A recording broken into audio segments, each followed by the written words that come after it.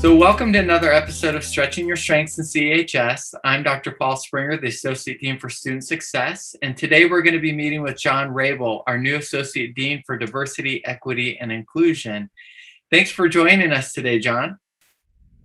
Yeah, thanks for the invitation, Paul. Great to be here.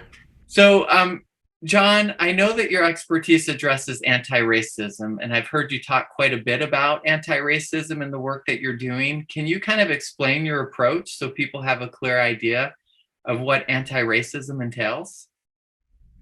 Yeah, sure. And the reason that I speak first and foremost about anti-racism is I feel like we can't accomplish our DEI, diversity, equity, and inclusion goals, unless all of those goals are looked at through the lens of anti-racism.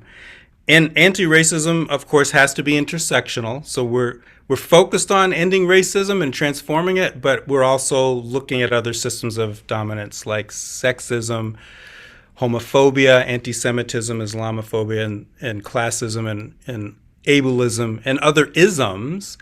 But the idea of anti-racism is that marginalized, what is known as BIPOC people, Black, Indigenous, and other people of color, have been excluded and marginalized and dominated for so long that in order to level the playing field, we really need to bend over backwards to elevate those perspectives and those voices. So that's kind of what I mean by anti-racism. Oh, that's really great and very helpful as we start talking about this more in our college. So can you also talk about how you see yourself as a resource for our college community?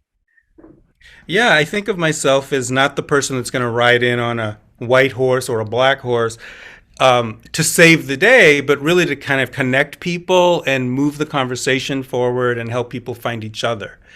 Another way that I think of myself as a resource is that I want to empower people to find their own strengths and voices and to ignore some of the hierarchies in our college that put certain people at the bottom of the pyramid and elevate other voices so that they're louder.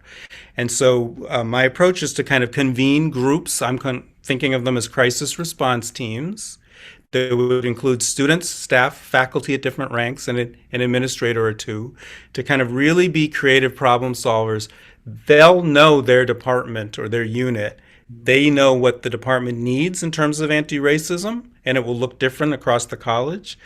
But I want to be like the wind beneath their wings to help elevate them so they can do their best work. It's not me coming in saying, this is what you're going to do. You must do this. But it's more saying, okay, what do you all want to do? What does your unit need? And really elevating student voices in those conversations so that they are equal partners in these deliberations. Well, that's great. And that's actually a great transition to my last question. What are some of your plans to support our students in particular in CEHS? Yeah, I think one of the things we need to do as leaders, those of us that are associate deans or department chairs, is listen. We need to be good listeners and not patronizing listeners, but actual listeners.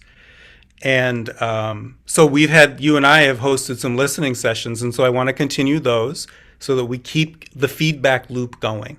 And I think that's the second goal, is how do we keep getting feedback from our students about their experience in classes, in assistantships, in UCare experiences, in travel study experiences, what's working and what's not working so well. So setting up those feedback loops. But the other thing that I'm pretty passionate about is self-care and mindfulness.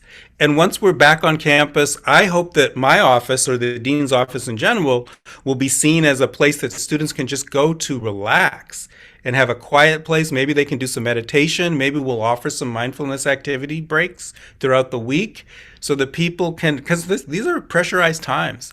And so I think that that's so key to doing this kind of anti-racism work. We've got to practice self-care because we're in this for the long haul. And this work will sap our energy, and I'm not going to let it take any of our precious students out because we're taking too long to get it right.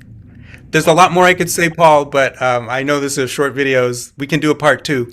Yeah, well, this has been so great. Maybe in closing, can you tell students how they can get in contact with you?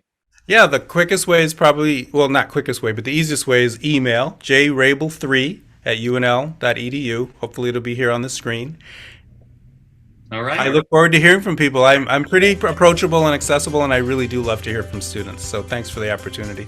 Well, thanks, John. We really appreciate it.